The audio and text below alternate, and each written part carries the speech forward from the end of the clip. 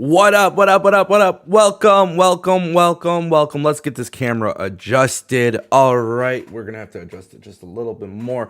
There we go. Welcome to Ango in the Morning. It is a new wrestling talk show in the morning. Of course, I'm on Eastern Standard Time, and I'm just really excited about this. Man, oh man, we have a lot to talk about. We're going to talk a little bit about ROH, WWE, AEW. There is a structure to the show. Today is November 22nd, 2021. We will be going live Monday through Friday, probably around 10 a.m. This is a trial. We are going to do live call-ins in the very, very near future. So if anybody wants to call into the show, anything like that, you definitely can. Also, guys, if you want to leave a super chat, it is a very great way to support Ango in the Morning. It's a new journey. It's a new mission for me here on YouTube to bring you guys a wrestling talk show. This is additional to the wrestling news as well. So for those who enjoy wrestling news, this is going to be a little bit more of a collective show. But the great news is there are a ton of topics. Today, of course, it is headlined by the main topic of WWE selling. There has been a ton of questions, a ton of talk about it, and whether or not WWE is actually selling, that's going to be the most important thing for us to know. I'm going to give you guys my 2 cents on that topic. Also, Survivor Series was yesterday. I did a poll on the channel. Very, very good feedback. We also are going to talk about AEW possibly, signing too many WWE wrestlers. What are my thoughts on that? The future of ROH, the future of Impact Wrestling. And every day we're going to have a great amount of topics to discuss. And I think the best part about this all, my friends, is that we are going to have a lot of fun with this live show. If you guys leave a super chat, we will leave a few minutes on the clock to answer questions. So any super chat that is brought in, I will give you guys my honest answer at the end of the show. Now, with that being said, don't forget, if you can't watch this live, I totally understand. What we've actually done is create a second channel on YouTube, Ango in the Morning Clips. So there will be clips for certain parts. Or you could watch the video on demand on this YouTube channel, youtube.com/AngoYT. Or if you are somebody who likes to listen to podcasts, I have plans to have every single episode live, and then of course on demand with Spotify, Apple Music, and all the other streaming services. This way, if you like long-term audio form content, but you still want to be able to play with your phone or whatever, you do have that option. So let's kick things off. Thank you, everybody, for stopping by. This is the first episode, and as time goes on, things will get really, really fun. And yeah, it's going to be really great. So let's talk a little bit about WWE Survivor Series, because Survivor Series is, well, it's one of the big 4 pay-per-views that WWE has. And the biggest problem with Survivor Series this year was the lack of the build. Now, that was just my personal opinion, but I truthfully got to tell you guys, I know sometimes when I do these polls on my channel, they are a troll, okay? But I asked everybody, I said, what are your thoughts on Survivor Series? And with over 1.2K votes, 82% of people gave it a thumbs down. That is not too many people trolling, okay? If we're being very honest with ourselves, yes, there might be a little bit of a troll to a certain extent, but here on Ango in the Morning, my goal is to talk about my personal opinions. And I see a lot of people's opinions on this show, and a lot of people's opinions were not great. A lot of people didn't agree with the way Survivor Series was built up, and a lot of people didn't think Survivor Series delivered a great pay-per-view. Now, with that being said, I'm going to say this, because I think this is the most important part of the conversation that a lot of people aren't having. When WWE wants to have a good show, they can have a good show. Crown Jewel 2021 was a great pay-per-view. Survivor Series had great matches. But the problem is great matches don't equate to great television. Great television equates to great matches. That's always been my personal opinion, and I think that's what AEW does very well with. So when people ask me, hey, Ango, what did you think of Survivor Series? If I'm being completely honest with you guys, I truthfully thought Survivor Series had so much potential despite the lack of build. But it was very clear without the big build, Survivor Series was a letdown. And I like WWE. People ask me, people literally, I get comments in my YouTube channel, okay? And I see this literally every single time. People say, oh, you hate WWE. You're so biased towards AEW. Well, let's talk a little bit about my history covering AEW. Before AEW launched as a company, I was covering AEW. I was discussing, because there was news about trademarks, there was rumors, there was things I heard, things I personally heard outside of the bubble from the internet. And I was talking about this stuff and what it could be and everything it should be. That's why I cover AEW. Because I was there from literally the beginning. For those of you who are new to my career here on YouTube, I have been doing YouTube since like 2008, okay? When I first started covering wrestling, because a lot of people don't know this, I didn't cover wrestling in the beginning. But when I first started covering wrestling, I want to say it was like 2011 or 2012. Once I first started getting into that, I was really big into WWE. I was also the channel that would cover a lot of Impact Wrestling because at the time, Impact Wrestling was still doing pretty decent with viewership. So when I look at Survivor Series, first of all, let's just give credit where credit is due. Charlotte and Becky was incredible, and I thought the booking was really well done. I think it makes sense for their storyline, for their issues that they have, right? But then I also look at Big E versus Roman Reigns, and I think, holy crap, WWE makes Big E a legitimate champion, right?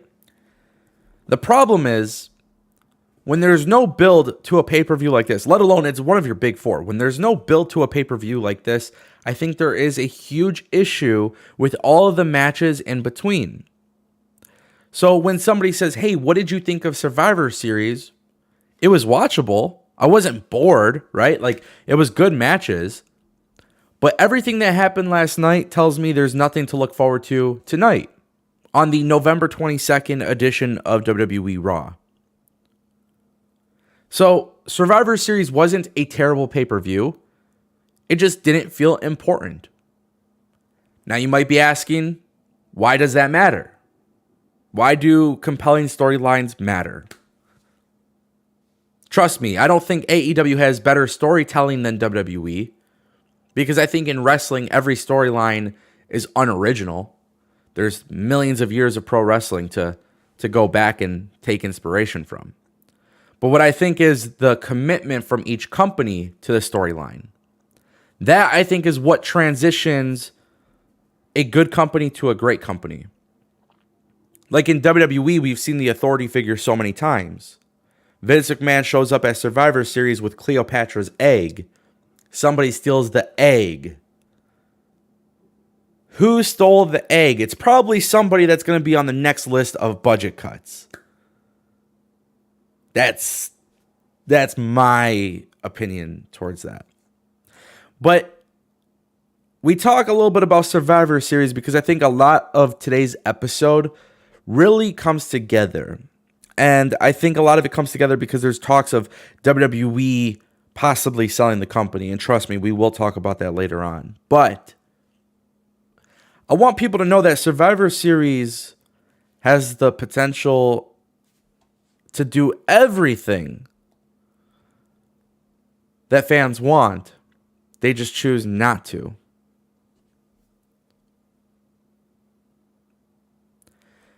It's a choice. It's your commitment to storytelling. It's your commitment to producing great matches. So, yeah, Survivor Series was decent. I didn't care to be glued to the screen. Why? Because I was watching the Detroit Pistons. I enjoy watching basketball. So, I enjoy watching basketball. I was playing a little bit of Call of Duty. I got 3 screens all set up. It's not... There's this tribalism that's with wrestling, right? We can't shit on Survivor Series and not shit on AEW or Impact Wrestling, right? We can't. We got to be fair. People said, Ango, you're a little too critical of AEW Full Gear. I said, yeah, it's a great pay-per-view. Great pay-per-view. That took forever. Then they said, Ango, you didn't say that about Survivor Series. Well, here's your answer as to why. I was glued to my screen for Full Gear because that's what happens when you build up proper storylines. I was not glued to my screen for Survivor Series because there was less of a buildup. I don't know how else to explain that to people. So when somebody says, Ango, you're too biased, what I've actually learned is that this tribalism that fans have to these respective companies, you can't change that. One day it's Ango, you're too biased. The next it's Ango, you're a hater. Opinions are opinions. I thought Survivor Series had all the tools to be a great pay-per-view. I thought Big E looked incredible. The worst part about the whole Survivor Series pay-per-view was just nothing felt important. And WWE tried to make you believe that it was important. They absolutely tried to make you think it was important. You want to know how I know they tried to make you think it was important? Because WWE went above and beyond for marketing and advertising this pay-per-view a week prior to the show. They went late night shows. They got along with famous TikTokers to promote Big E and Roman Reigns and all of these great things. But then there was one thing about Survivor Series that I think a lot of people just went crazy for. And this is where I will defend WWE, just as I would defend AEW or Impact. And trust me, we've had to do this before with both of those companies. The Rock did not show up at Survivor Series. To me, this seemed like a reach for WWE because I know WWE had talked about it in the past that this was the 25th anniversary of The Rock's debut, but this was also a huge issue for WWE to not really bring him in. WWE promoted this so much in the past week. They shoved it down everybody's throats that it was The Rock's anniversary. You're showing footage throughout the show. The problem is you're in a situation where now WWE is setting the expectation for The Rock to show up. But they didn't advertise him. So it was reported that fans after the show, they were upset about it. Fans on Twitter, fans in our Discord. If you're not in our Discord, check it out. People are upset about it. I get it. I understand why people are upset. But WWE at the end of the day did not say The Rock was showing up. By the way, The Rock is not showing up to WWE in a long time. He's already said this. He has literally already come out and said, right now, no. He would love to have it happen one day, but he's not. We covered this news on the YouTube channel. So just something to consider for fans who get their hopes up a little bit. Because I was at the very first All Out. I was at StarCast when CM Punk was there. And CM Punk had to tell people because AEW and the fans and the reporters were not denying the reports that CM Punk was actually not going to show up. They were not denying it. Punk had to tell people, I'm not showing up. I'm not returning to wrestling. I was there. I was in Chicago at the first All Out, and I'll never forget the moment when CM Punk did not show up. I had to go through a 4.5 hour pay-per-view or however long it was, and then we're walking out, and I hear fans like, oh my God, AEW let us down. There's no CM Punk. There's no CM Punk. There's no CM Punk. They lied to us. That's in Chicago. Where's CM Punk? That's literally what I heard. And that is why here on Ango in the Morning, I am telling you, fans, stop your tribalism to companies. Stop getting overly excited about everything these companies do. Watch what you watch. Enjoy what you watch. Don't use my influence or other creators or other podcasters. Don't let us dictate what you like to watch. This is my platform for me to discuss what I enjoy. And if we have common ground, that's amazing. If we don't have common ground, we can debate and we can have healthy conversation. But at the end of the day, I think this tribalism that exists is why you're upset with WWE. Because we knew Survivor Series sucked. And by the way, if The Rock showed up to Survivor Series, the show still wouldn't have been good. Because it's not enough. It's just not enough. So I'm making it very clear The Rock didn't show up.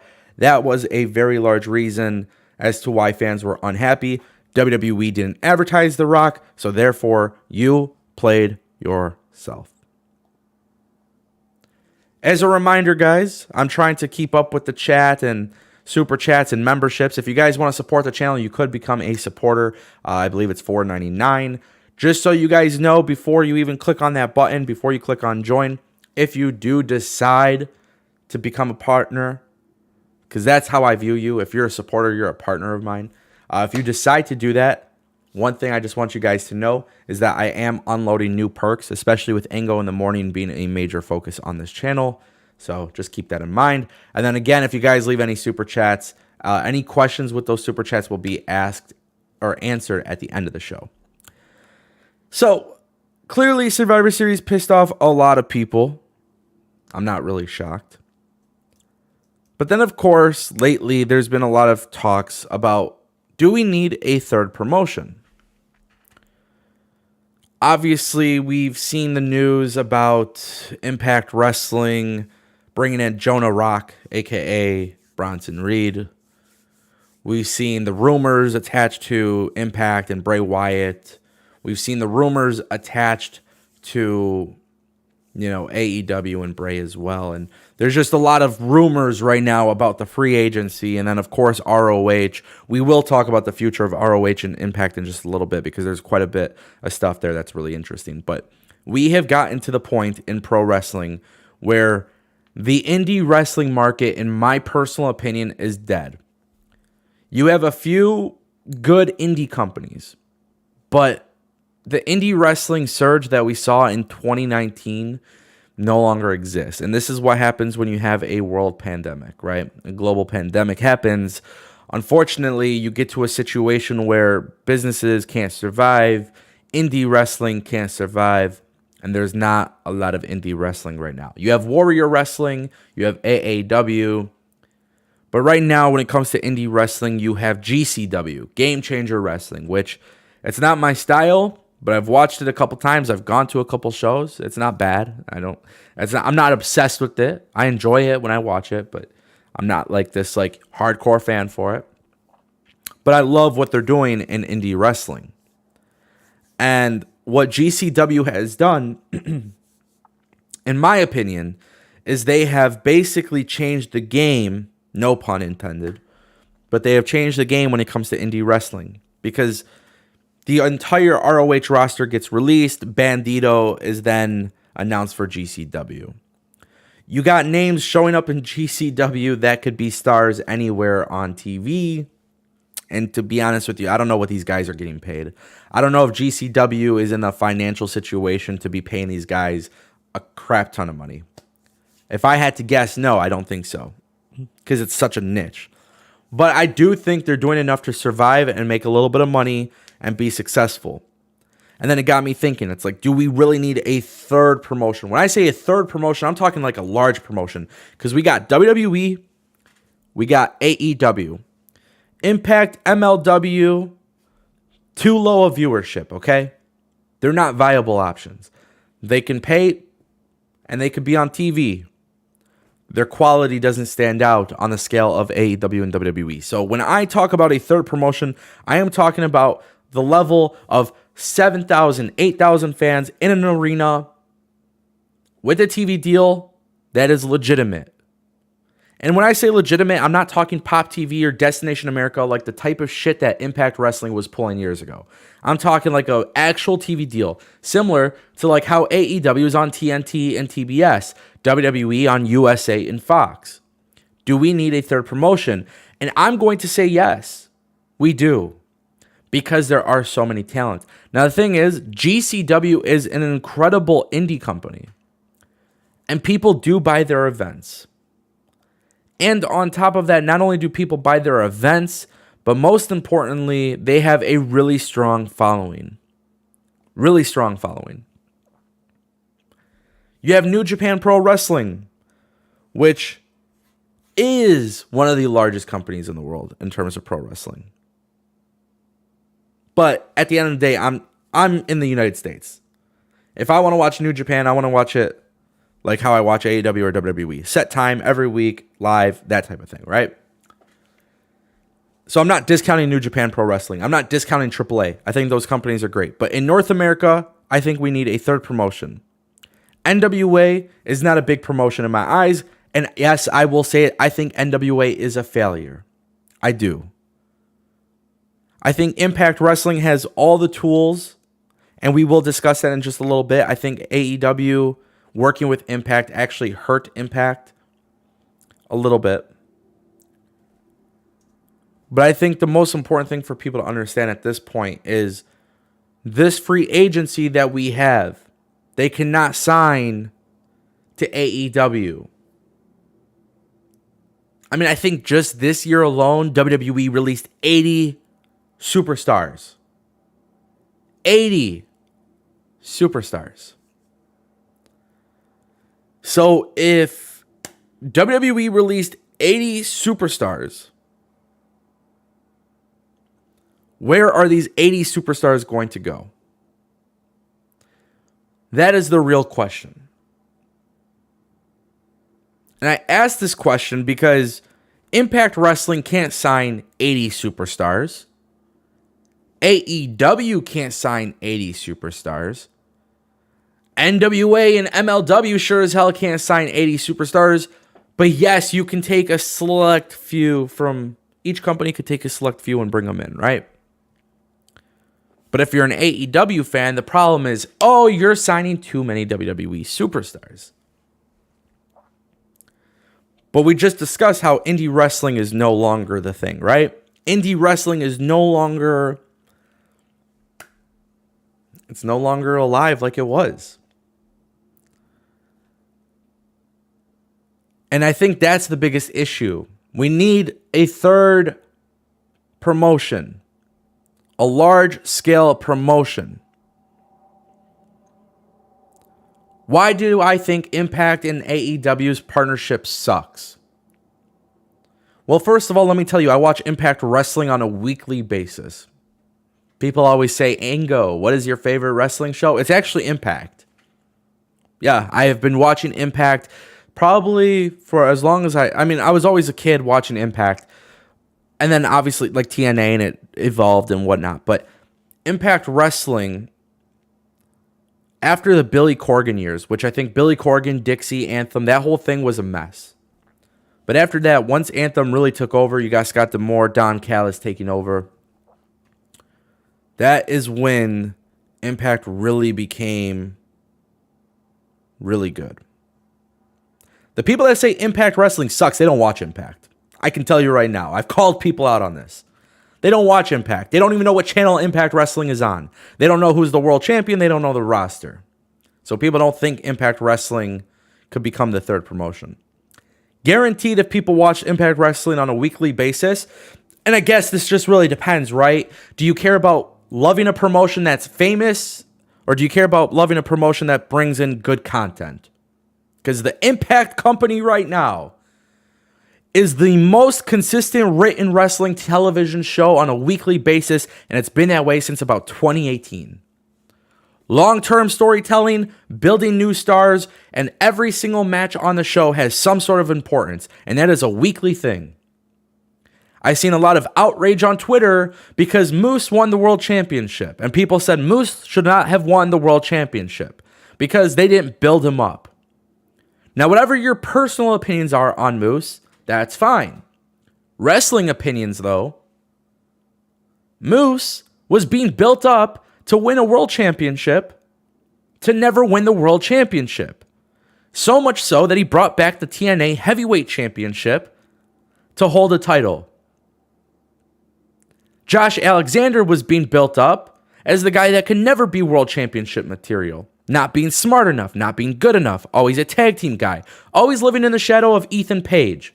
For those who watch AEW, did you know that Ethan Page was tag team champions with the walking weapon Josh Alexander? No, you probably didn't because you don't watch Impact Wrestling. So you might be hearing the passion in my voice when I talk about Impact. Maybe I'm far more passionate about Impact than WWE, but the real reason why is because on a weekly basis they get you invested. So okay, Bound for Glory happens, Josh Alexander finally wins. He gets the job done. Moose wins the Call Your Shot Battle Royal. Josh Alexander, in the ring with his child and his wife, gets cashed in on. He loses the belt. Why? Because he was never smart enough to be a world champion. He was never good enough, right? Now you got Bronson Reed in Impact Wrestling taking out Josh Alexander on Turning Point. The road for Josh Alexander just keeps getting harder and harder and harder. And damn it, the fans might be right.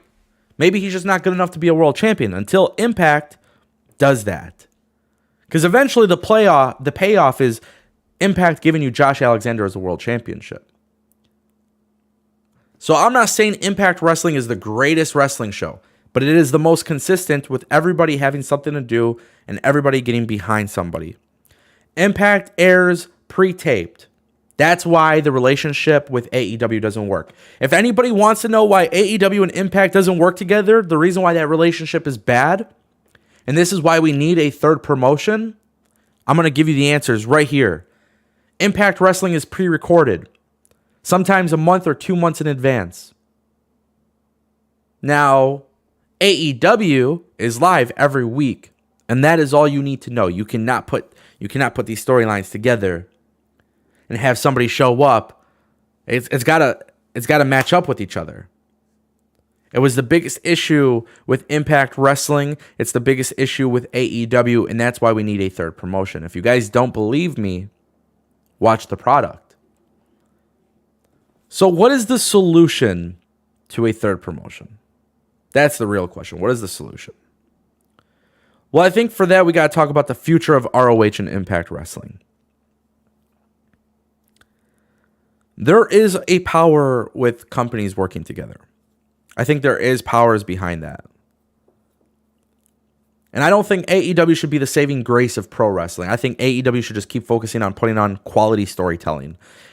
Go ahead and work with other companies. That is fine. I think it's a great thing that AEW wants to lend out talent and do talent exchange. I can't wait until Okada shows up in AEW because that is the type of stuff that gets me excited. What doesn't get me excited is when I read the news that ROH releases its entire roster and they plan to reshape and revisualize the company next year. So, of course, we got the news that ROH and Impact Wrestling, we got the news that ROH releases everybody. Then we get news that Impact Wrestling is interested in signing a few of these individuals. But the problem is, when we talk about having a third promotion, we need a third promotion that is large.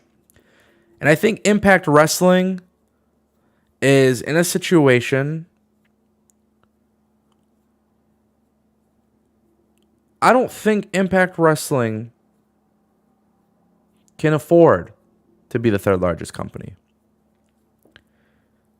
But then I look at a company like Sinclair Broadcasting, which makes a lot of money, and for some reason they're struggling financially. And when I see that they're struggling financially and they release everybody, I'm just thinking, why can't Impact and ROH merge together? They've always been similar in terms of the product. They both have great rosters, but now it's too late because ROH released everybody. What happens is we need a third investor. You got Tony Khan, you got Vince McMahon, you got some rich-ass people running the wrestling show right now. Anthem has money, Sinclair has got money, but now they're in debt. And I look at wrestling right now and I think ROH is done. ROH will be a super indie, which is very, very, very, very, very realistic. You'll see ROH run shows, pay-per-views. You'll see ROH do things, WrestleMania weekend and whatnot. But I think we've gotten to the point where ROH is done. So when we talk about a third promotion, the only saving grace that we have in this situation is if they move in with Impact. Because I don't think right now there is anybody that's out there that is interested in getting invested in pro wrestling. Because it's not easy to make money in pro wrestling. When everybody's talking about viewership and ratings and everything, it's much more complicated than just a silly number that Brian Alvarez tweets out, okay? It's much more complicated than that. So when I look at ROH and Impact Wrestling, I think the best move is for them to merge. Impact Wrestling needs to go live every Thursday, 8 p.m. Go live. You also need to start running bigger venues. Production. Perception is reality. If it looks like a big deal, it probably is. My biggest issue with Impact Wrestling has been the fact that Impact Wrestling was in a situation where they used to be the number 2 promotion. ROH was arguably the 3rd promotion. If you guys want to know based on social media searches, Google searches, social media internet relevance, GCW has overtaken Impact and ROH and MLW. MLW could do like 50,000 viewers. Impact does about 100,000. ROH, who knows? I think the best thing is for ROH and Impact to merge. Those talents that were released by ROH should have the option to sign anywhere they want. I think you commit to that. But you're going to have your loyal wrestlers. You're going to have your Dalton Castles. You're going to have the Briscoes. You're going to have a lot of people that are loyal to the ROH brand. And I think they'll want to remain part of that brand. And I think for as long as that happens, I think that is the strength for them. They could do arenas with $2,000, $3,000, $4,000 or 1,000 people. They can do a lot of stuff. They can get a TV deal that's good. Trust me, there is a need for it. Fans are making it clear they want more wrestling. People just aren't satisfied with WWE's product. So now the idea of a 3rd promotion works out really well. In fact, I think a 3rd promotion could definitely get like 500K to 1 million viewers if it's on the production level of WWE and AEW. And I'm not crazy. It's happened before. We've seen this type of stuff happen. So the thing is, what are we going to do to improve the wrestling industry? Us fans, there's nothing. It's always going to be dominated by someone who's rich. Whether that's Tony Khan or Vince McMahon or both. But ROH and Impact Wrestling are the 2 companies that should merge together. They should merge together. The talent that want to remain. The talent that don't, they leave. Because at this point, ROH, financially, it's just not going to happen. They're not doing good. They're not. So I think if you bring in Impact, you bring in ROH, now you have the forbidden door opened with AEW. You're going live. Every week, Thursday nights, 8 p.m. Dynamite's the day before. Now you can do your invasion angles. Now you can do your shared talent. Then you add in New Japan. Oh, by the way, when all these companies work together, why not do a stadium show? WrestleMania, so I look at like Lollapalooza in Chicago or, some of these music festivals, and I think, why the hell don't we have this for wrestling? And then people say, oh, we do, it's WrestleMania. But that's just WWE talent. Why don't we have a stadium show filled with some of the biggest talent around the world? Oh, because the Forbidden Door is a very, very, very big problem. The Forbidden Door is not... The Forbidden Door, I don't think it works the way people want it to. It's very selective on who comes in and who goes out. And I think also another big thing that people need to understand about this Forbidden Door, if the Forbidden Door is so great, we would have seen Okada already.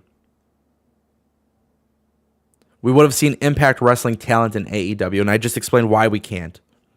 But the Forbidden Door is not the greatest thing that happened at AEW. The greatest thing that happened to AEW, my friends, is the fact that AEW is just a really good written television show. And yes, it's got its pros and cons. Just like I said with WWE earlier in the show, there's good things and there's bad things. But there's a level of commitment that Tony Khan and the EVPs of AEW have to their product. And WWE has a commitment to their business. Both have ways to be successful, by the way. WWE is committed to streaming rights. They're committed to action figures and toys and partners and stockholders and advertisers and all this stuff. If you guys want AEW to become big and successful in the long term, they're going to have to turn like WWE at some point. They'll have to get that big. Just something to kind of keep in mind. One of the other things I really wanted to talk about on today's debut episode of Ango in the Morning is this idea that AEW is signing too many people. This seems to be a topic that is highly debated in my comment section channel on YouTube and also social media. And we talk about this a lot. AEW signs former WWE superstar. AEW interested in released WWE superstar. AEW in talks with former WWE superstar. AEW, former WWE. AEW, former WWE. The conversation is this. This is the one thing people need to know. Business-wise, we saw a huge change in AEW's business. When AEW first started as a company, because a lot of people forget, I think a lot of people have short attention spans and typically don't remember the beginning of AEW. When AEW was doing Fyter Fest, when they were doing things with the CEO of CEO Gaming, right? AEW didn't have a lot of people that were TV ready. They don't. That's why you see a lot of people on Dark Elevation, right?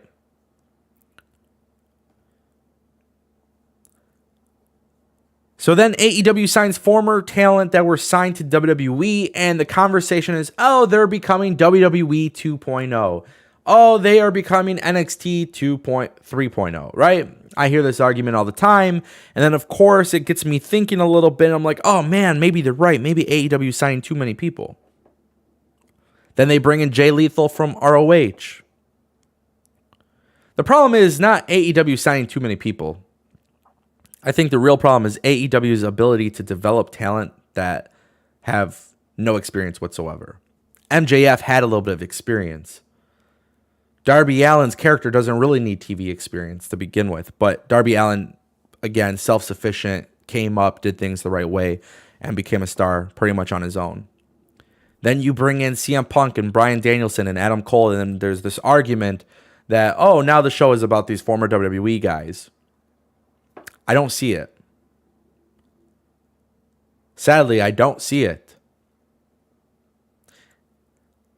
AEW has done a really good job of making themselves now look like the bad guys. Because to be honest with you, there are a ton of talent on AEW's roster right now. I would cut and let them go. Because there's no value that they bring to my company. Oh, and by the way, when you look at WWE's roster and you see 80 people released this year, let's not act like there's people on that list that actually fucking contributed to this shit. Okay? That's the real thing. Because they didn't.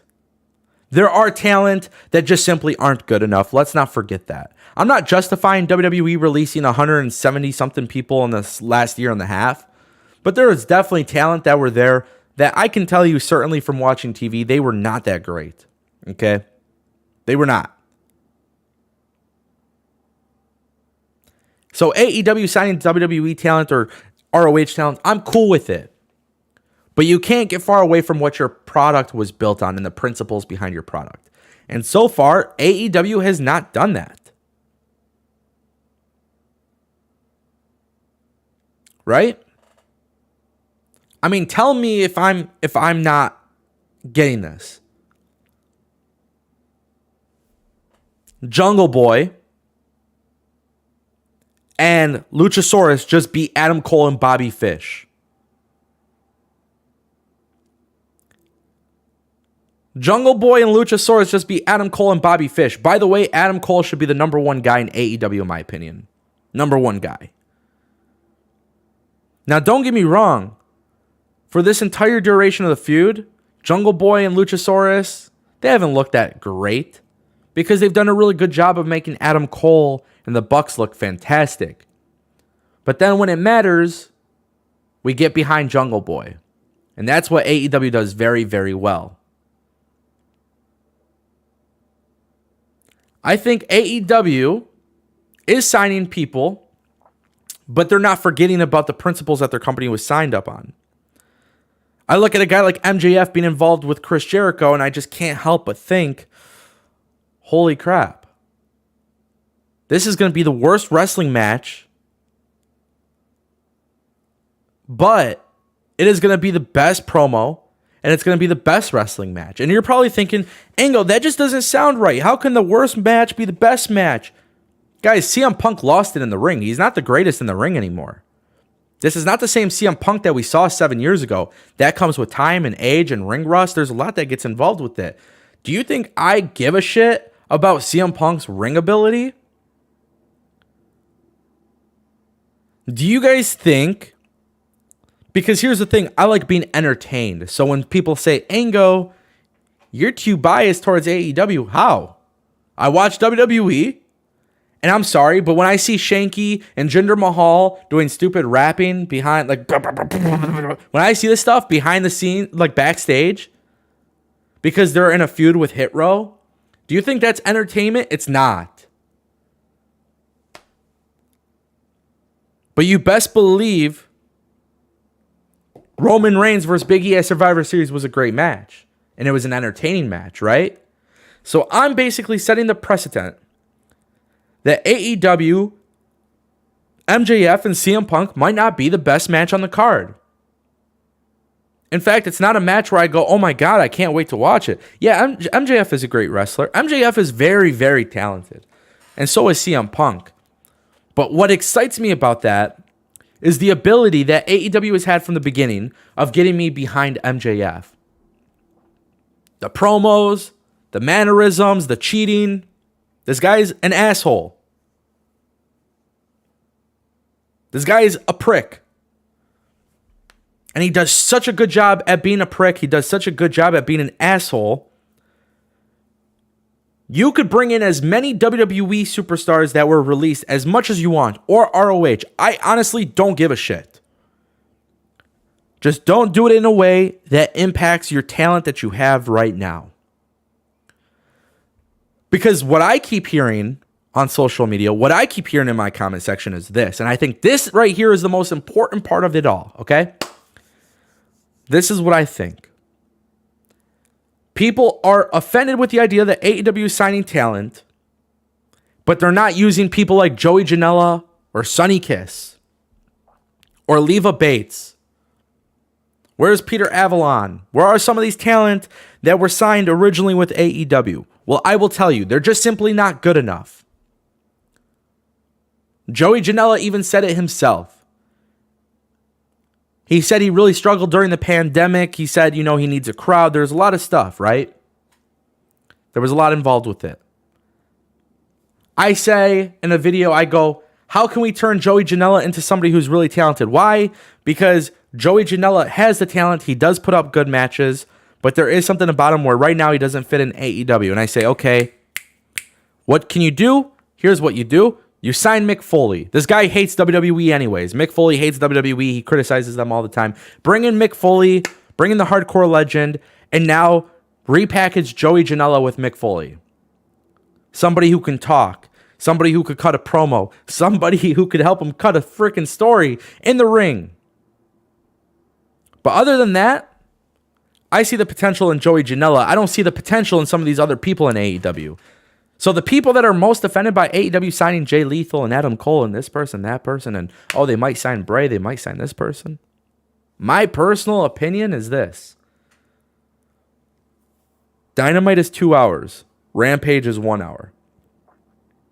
If you want somebody to become a star, you have to get dedicated to making them a star. It doesn't happen overnight.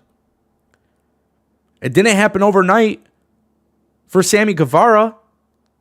I was in Las Vegas for Double or Nothing, and I will tell you guys right now, nobody knew who Sammy Guevara was. But he versed Kip Sabian to open the show, and that was an incredible match. And I'm telling you guys, right now, as it stands, how did we get over and happy with the success of some of these guys? That's because they were featured on TV. They were given dedicated storylines, long-term storylines, and the storytelling was done in a way to make them feel important despite the fact that they lost. You never really see DQ wins. You never really see any of that stuff. DQ losses, countouts. It's not very common. I think in AEW's history, they've only done 2 time limit matches where they've hit the time limit, if I remember correctly. Then they do the unsanctioned matches. Again, guys, this is normal. This is where AEW, they could sign whoever the hell they want. You start going away from everything I'm just talking about, then that's where you have an issue. That's where I think they have an issue. But I don't think AEW will have that issue until they do it, and AEW has proven otherwise. AEW hasn't done it yet. If AEW does it, then we could all be mad. I don't think AEW is signing too many people. I want them to sign more. But just make sure everybody is in a meaningful situation. There's been a lot of talk about Impact Wrestling and AEW today. A little bit about ROH and GCW. We talked a little bit about Survivor Series and my honest thoughts. But today's headline, this main event, is Vince McMahon selling the WWE. And this is something I've been wanting to discuss for a very long time. Truth be told, this is something I think a lot of people need to understand. We have no idea what is really happening. WWE reportedly cutting 100 million people from their roster. Obviously an exaggeration, but they've released so many people from their roster, and the reason is budget cuts. And holy crap, it actually could be budget cuts. Despite the fact that you're having record profits, you could very well have record, profit. Like you can look at the money, right? And you can see that budget cuts make sense because it's how you position your money and being profitable in certain areas and whatnot. I don't think it's the right decision for WWE to release people for budget cuts. I think WWE should flat out just come out and say, this person sucks. He's been in our company for 5 years and hasn't done anything to show us that we should put him on TV. Because I think being part of WWE and their philosophy and the way that they do things is this. You got to have the look that Vince McMahon likes. You got to be able to cut a promo and be an entertainer. You got to be marketable. And then you got to be a good wrestler. And a lot of these guys in WWE, people forget this, but a lot of guys in WWE were brought in because they were really good wrestlers because WWE didn't want them to go to AEW, right? Because WWE was threatened by AEW.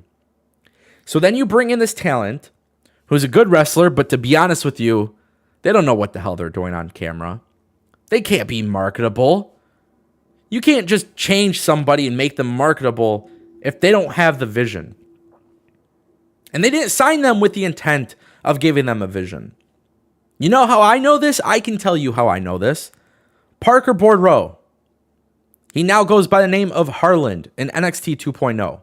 Say what you want about NXT 2.0. Say what you want about this guy. But before he signed to WWE, he was a hype beast. Swagged out hype beast. Now he's like a monster, like a Snitsky, Lars Sullivan character.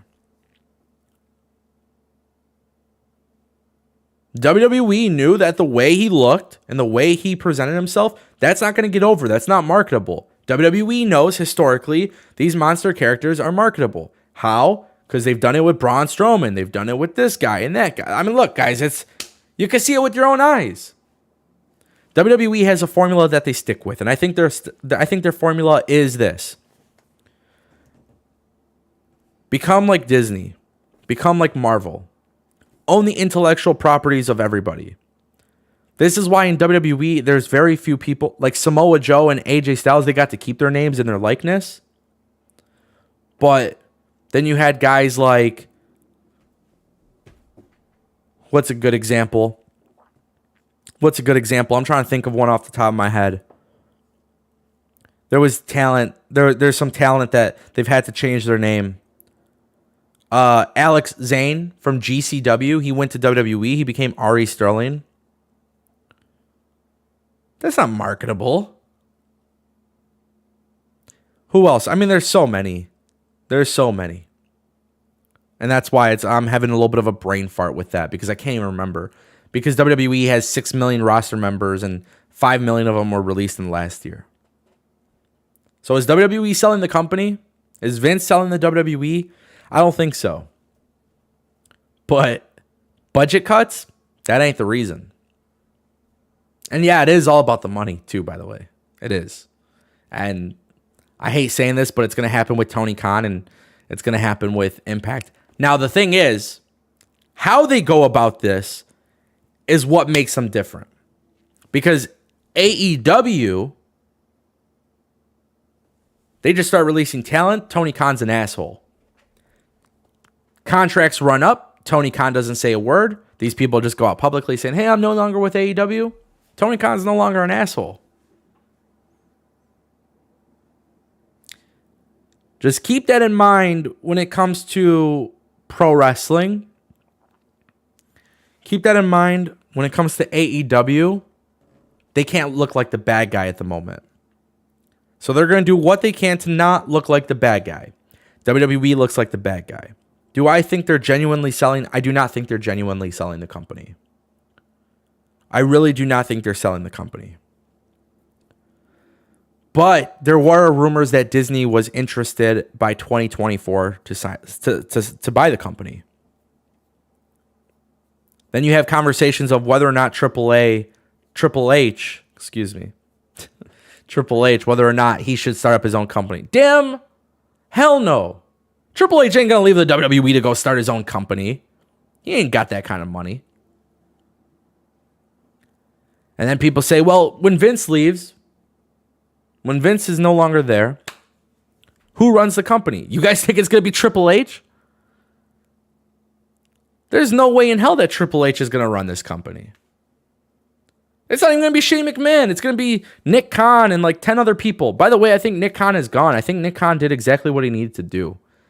That's what people in these type of positions do. They come in, make a shit ton of money for the company, and get the hell out. That's just my personal opinion. But everything they are doing resembles a company that's being prepared to sell. Now, who should buy the WWE? Well, I think if it's Disney, I don't think people are going to watch WWE ever again. If it's NBC, to be honest with you, I can see NBC doing a good job with WWE. Because it's NBC who is reportedly allowing WWE to go TV 14 with NXT 2.0. WWE doesn't need to sell the company. What WWE needs to do is change the entire base of their company. But they don't need to. If you guys want WWE to succeed, let me explain something to you. WWE will only succeed in the creative department when they're losing money. But their company is no longer depicted by the creative of their company. It's depicted by the likenesses and the intellectual property it holds. You'd think these wrestlers in WWE don't realize how great Impact and AEW are right now because they are pro wrestlers? Bryan Danielson went to WWE, he got his money, and he got out. Just like a lot of other talent will do the same. But there are a lot of talent who, trust me, they enjoy that paycheck. They just don't enjoy everything else. If I was WWE, I would sell it to NBC. Because at least NBC has the whereabouts and the knowledge to make a mature program.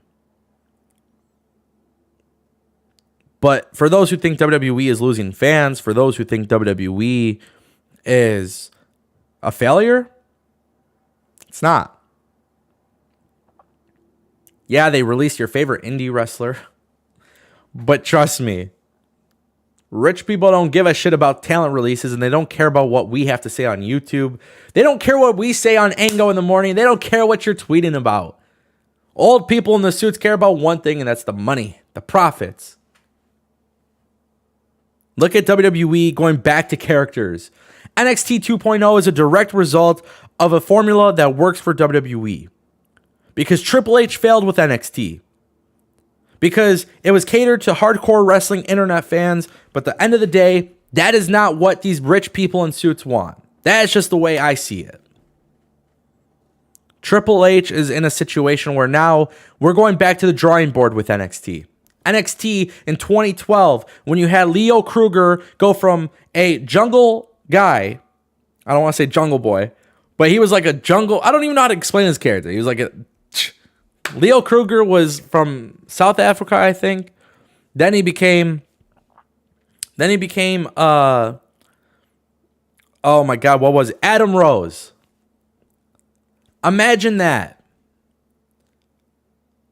Leo Kruger became Adam Rose. Which one did Vince McMahon bring up to the main roster? Adam Rose. And then people are like, oh, he ruined Adam Rose because Adam Rose was seen as a world championship kind of guy in NXT. Then he went to WWE, and I guarantee people who are listening to this right now don't even remember this shit because, again, we fail to remember some of these things.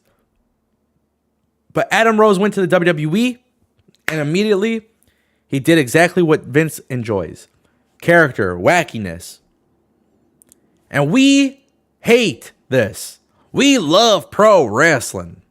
But I'm telling you guys right now, that is not how WWE works. WWE is not a pro wrestling company. They are a entertainment conglomerate with pro wrestling being the centerfold of it all. So that is what you need to know in regards to AEW versus WWE. And I'm telling you guys right now, as a pro wrestling fan, I really do enjoy AEW. And there are elements of WWE I enjoy. I won't lie to you guys and act like I hate WWE when I don't. But I hate a lot of the shit WWE does and a lot of the decisions they make because at the end of the day, I am still a pro wrestling fan. But if you want WWE to change, if you want WWE to get better, they better start losing money quickly. That's the only change you're going to get. Okay? Their business doesn't matter.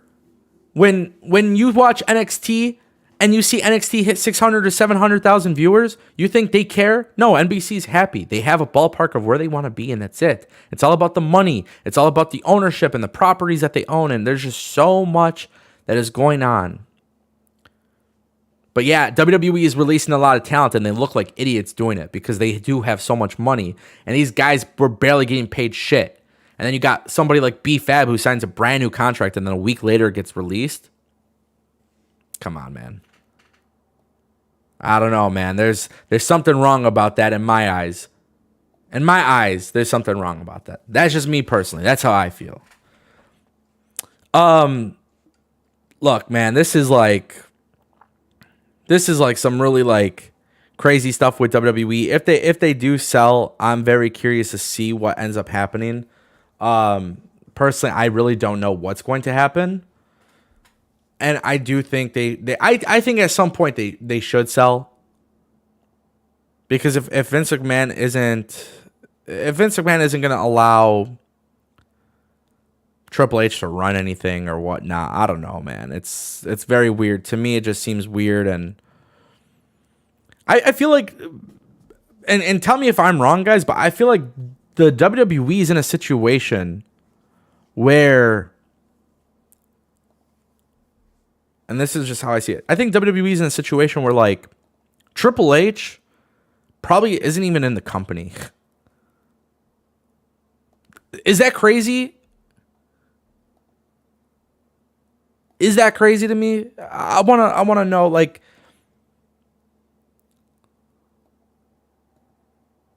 I don't know. I feel like Triple H has had less and less and less, like, something just seems off about it, my friends. Something seems off about it. I know we did get a super chat earlier in the show, and I am looking for that super chat. Let's see if I could find it. I found it. Again, if anybody wants to submit, this is last call for super chats. You can send a question. I will answer it. We got a question from Dwayne Jackson. Thank you, my friend, for the $20 super chat. He asked, did you think Triple H is being punished for his so-called failure when NXT moved to Wednesday night? But we all thought that was a Vince call. All Triple H guys and gals he brought in are being released. His legacy is being erased. Dwayne Jackson, that is a fantastic question. I actually do think so. Yeah. I think Triple H is to the point where NXT was a failure. It wasn't a failure. I think NXT was embarrassed by AEW. Which, don't get me started on that, by the way. I can tell people right now NXT 2.0 is more successful than NXT has ever been. But again, it's not, in the eyes of us internet fans and podcasters and YouTubers and stuff, it's not. but it is in the back end of things. Business-wise, NXT 2.0 is actually very, very good now. I think Triple H is being punished to a certain extent. Now, from my understanding, from what I've personally read, from what I've personally heard, it's Triple H, Shawn Michaels, Matt Bloom, HBK, Norman Smiley. Those are the guys who are like daily operations for NXT. Kevin Dunn oversees production elements. Vince McMahon has no ties to NXT 2.0. Vince McMahon is also reportedly the guy who asked NBC if NXT 2.0 could become TV 14. So I think what WWE is trying to do in the long term is give us the NXT that people saw during the Wednesday Night Wars, but with more characters and edginess. And I can see that being a thing. So, I don't know. Very interesting stuff. I really, really don't know what to expect in that regard. I think NXT 2.0, in my opinion, is... I actually like NXT 2.0. I'm into the wacky characters and stuff. That's just me personally. Like, that's how I feel. I don't like... I think my only issue with NXT 2.0 is the colors. I think it's the logo and the colors. I think if you still did the black and... I know why they did it. They needed a new vision, a new identity for it. But I just don't like that. But other than that, I don't really see an issue with it. Do we have any other questions today, my friends? Anybody else want to submit a super chat before we go? Again, last call.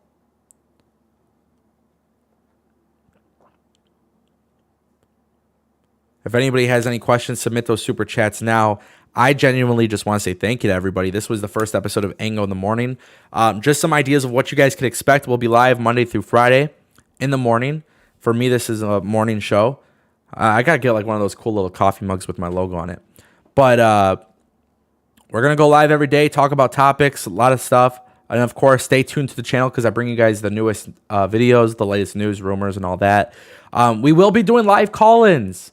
Yes, there's some stuff going on personal life right now, but we will be doing some...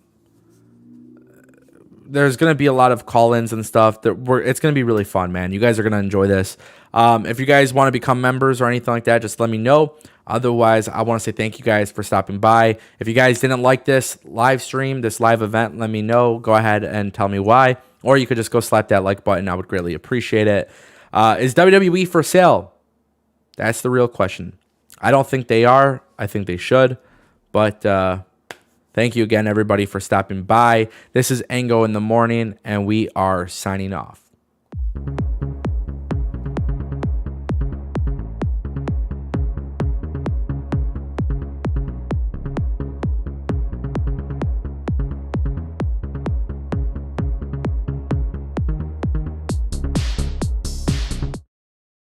Hey, hold on.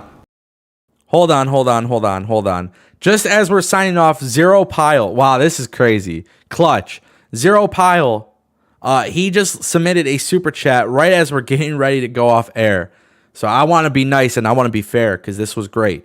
Do you think Brian Cage needs to go to WWE? Brian Cage fits in WWE without a doubt. He should have been in WWE the first time. And yeah, that's crazy. I can't believe that. That was a clutch. That was a very clutch super chat, by the way. So shout out to Zero Pile. Thank you everybody for stopping by. Yes, Brian Cage should go to WWE. He doesn't fit AEW, and you could get him a mouthpiece in WWE, and he'll be completely fine. And I'm sure he's marketable. WWE loves that size of wrestlers and all that stuff. So. Alrighty, my friends, thank you guys so much for watching. I will see you guys tomorrow on Tuesday, November 23rd. We will be live, and we got Thanksgiving this week. Tons of great stuff. Thank you guys for stopping by. Don't forget, Discord in the description down below. Twitter, @theofficial Ango. Ango in the Morning. Wake up with Ango every morning. Pro wrestling, morning talk show. Nobody does it like us. Shout out to you guys, and I will see you guys next time. Thank you for watching.